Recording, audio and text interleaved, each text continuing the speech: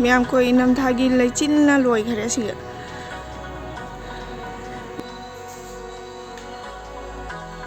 Gam sembel ore siga alu motor thara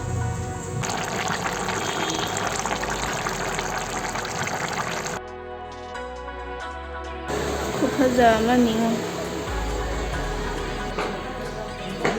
kamainabu semino khangdre jam phajai.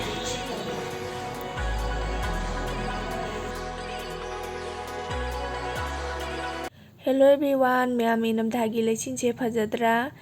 ado January se hek changak pakako leichin na pumamam khare aduga ma'am 2025 se ko anoba chahi change ado ma'am su nade yektana nungai japana akhoi punna hingbinasi aduga ujik se ko nipan makhai tarabani aba ado ujik su leichin se kana thari aduga asigi leisina ko inemanoigi leini ado moisu sanareiga phaja phajaba satle lei macha macha su inamdagi lei phaja phajaba ngatani ujingna imungda mukchangasi hallo cha hallo hairaba jenge hallo haine dumai nate fajana hallo ngasi se ko bazar dagi hangam leire adog hangam se mutha taret ka oina leire ba hangam se phajasu phajaye jamna magi maka se ko phajana tauna chaure pae hangam gi mai masa se yamna phajai ado hangam se uji chumthong thong basu haubani uji hangam gi matamni na kwa chumthong na hena budi haubani ado thauda ngaura gasu nga gasu thongaga chabasu haubani ado kari ka thongba jengani ngasi se ado asiga phadigom leire phadigom sisu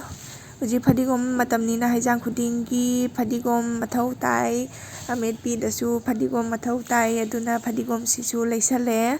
aduga tharak se motor tharak leire asangba asisu leire asisu ujik thokpa matamni nga thongbadasu hapada haubani ba aduna motor tharak se leisale aduga sigana kobi leire ulkobi ni asisu aduga asigi sina rajmani si rajma se khoi dukan dai lerakpa dunia ba tingaga thongna bai do aluga aduduni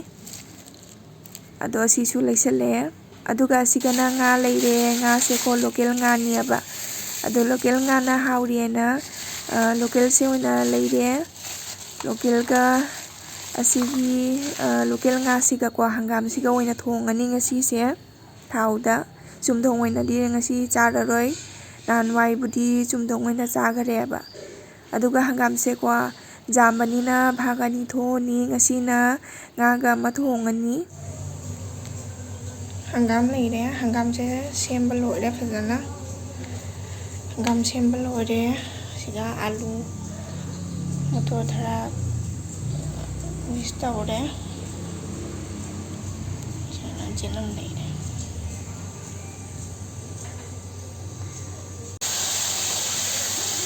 ayuji se chak se thangatle aduga nga sisu cham khotlaga ngauba hojare aduga sigana hangam leire hangam se mamana sembiramme ba thongbada hamnaba macheng chingdo asiga leire alu leire aduga siga maru marang leire motor tharak chu leire ado asi se loi chamna khona loirabani ready da ado miyam ujik se nga thongna bai alu se ngauba haure aduga moroi marang singde hapchalabani aba aduga motor tharak chu hapchalle adugaigi koli hawai sisu hape adui matungda hangam sisu dum hapchalle aba punna ado mahi se hangam gi mahi se ngak tholakini aduga jana tauna ngauraga amuk thongdara ge ising hapaga ꯍꯪꯒꯥꯝꯒ ꯉꯥꯒ ꯊꯣꯡꯕꯒꯤ ꯈꯨꯊꯣꯡꯁꯦ ꯃꯌꯥꯝꯒ ꯑꯩꯒꯁꯨ ꯃꯥꯟꯅꯔꯝꯗꯕꯁꯨ ꯌꯥꯏ ꯃꯤꯒꯤ ꯈꯨꯊꯣꯡꯁꯦ ꯃꯥꯟꯅꯗꯕꯅꯤꯅ ꯂꯣꯏꯖꯔꯦ ꯍꯪꯒꯥꯝꯁꯦ ꯈꯔꯗꯤ ꯄꯠꯊꯔꯦ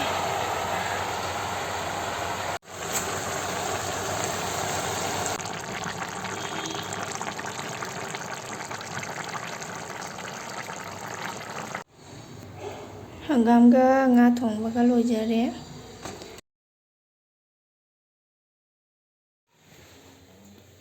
ꯑꯩꯃ ꯀꯩꯅꯣꯗꯣ ꯑꯩꯄꯥ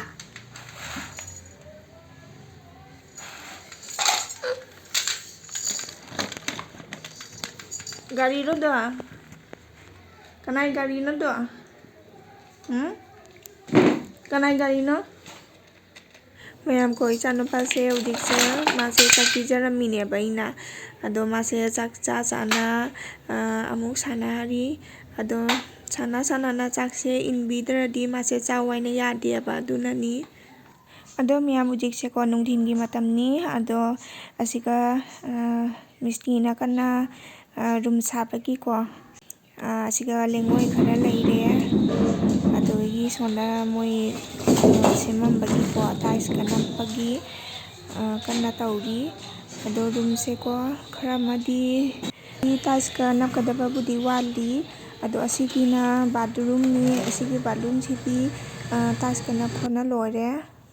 ꯑꯁꯤꯒꯤ ꯄꯥꯝꯕꯤꯁꯤꯅ ꯂꯛꯀꯤ plant ꯍꯥꯏꯕ ꯄꯥꯝꯕꯤꯗꯨꯅꯤ ꯑꯗꯣ ꯑꯁꯤꯁꯦ ꯑꯩꯈꯣꯏꯗ ꯅꯧꯅ ꯂꯥꯛꯏꯕ ꯔꯦꯟꯠꯇ ꯂꯩꯕ ꯅꯤꯅꯦ ꯑꯃꯒꯤꯅꯤ ꯃꯥꯅ ꯃꯁꯥꯅ ꯊꯥꯖꯕꯅꯤ ꯑꯗꯣ ꯑꯁꯤꯁꯨ ꯌꯥꯝ ꯐꯖꯕꯅꯤ ꯃꯅꯥꯁꯦ ꯑꯁꯤꯒꯤꯁꯨ ꯌꯥꯝ ꯐꯖꯩ ꯀꯃꯥꯏꯅꯕꯨ ꯁꯦꯝꯃꯤꯅꯣ ꯈꯪꯗꯦ ꯌꯥꯝ ꯐꯖꯩꯌꯦ ꯕꯣꯇꯜꯅ ꯁꯦꯝꯃꯤꯅꯤ ꯃꯌꯥꯝꯁꯦ ꯕꯣꯇꯜꯅ ꯁꯦꯝꯕ ꯌꯥꯝ ꯐꯖꯅ ꯁꯦꯝꯈ꯭ꯔꯕꯅꯣꯅꯦ ꯗꯤꯖꯥꯏꯟꯒꯁꯨ ꯌꯥꯎꯔꯤ ꯃꯈꯥꯗ ꯁꯨꯃꯥꯏꯅ ꯇꯧꯔꯒ ꯊꯝꯅꯕꯒꯤꯁꯦ ꯇꯥꯞ ꯊꯝꯅꯕꯩ ꯑꯗꯨꯃꯥꯏꯅ ꯌꯥꯝ ꯐꯖꯔꯦ ꯑꯗꯨꯒ ꯃꯌꯥꯝ ꯑꯁꯤꯒꯤ ꯃꯅꯤ ꯄ꯭ꯂꯥꯟ ꯍꯥꯏꯕ ꯄꯥꯝꯕꯤꯁꯦꯀꯣ ꯃꯥꯒꯤ ꯀꯩꯅꯣꯁꯦ ꯇꯥꯞꯁꯦ ꯕꯇꯜꯅ ꯁꯦꯝꯕ ꯇꯥꯞꯇꯨꯅꯤ ꯑꯗꯣ ꯃꯥꯒꯤꯁꯦ DIY ꯇꯧꯔꯒ ꯁꯦꯝꯃꯤꯔꯗꯤ ꯈꯪꯗꯦ ꯌꯥꯝ ꯐꯖꯩ ꯃꯥꯒꯤ ꯗꯤꯖꯥꯏꯟꯁꯦ ꯌꯥꯝ ꯍꯩꯅꯕꯨ ꯁꯦꯝꯃꯤ ꯑꯁꯤꯒꯤ ꯄꯥꯝꯕꯤ ꯃꯆꯥꯁꯤꯅꯀꯣ ꯑꯩꯈꯣꯏꯒꯤ ꯁ꯭ꯅꯦꯛ ꯄ꯭ꯂꯥꯟ ꯍꯥꯏꯕꯗꯨꯅꯤ ꯑꯗꯣ ꯑꯁꯤꯅ ꯄꯤꯛꯇꯛ ꯁꯥꯇꯛ ꯇꯧꯔꯒ ꯌꯥꯝ ꯐꯖꯔꯦ ꯑꯗꯣ ꯃꯥꯒꯤꯁꯦ ꯋꯥꯡꯕꯨꯗꯤ ꯋꯥꯡꯕꯅꯦꯕ ꯍꯧꯖꯤꯛꯄꯨꯗꯤ ꯄꯤꯕꯅꯤꯅ ꯑꯗꯣ ꯃꯌꯥꯝ ꯑꯩꯒꯤ ꯚꯤꯗꯤꯑꯣꯁꯦ ꯌꯦꯡꯕꯒꯤ ꯃꯇꯨꯡꯗ ꯃꯌꯥꯝꯅ ꯁꯞꯄꯣꯔꯠ ꯇꯧꯕꯤꯌꯨ ꯑꯗꯣ ꯉꯁꯤꯒꯤꯗꯤ ꯃꯇꯥꯡ ꯑꯁꯤꯗ ꯂꯣꯏꯁꯤꯟꯖꯔꯒꯦ ꯃꯌꯥꯝ ꯕꯥꯏ ꯕꯥꯏ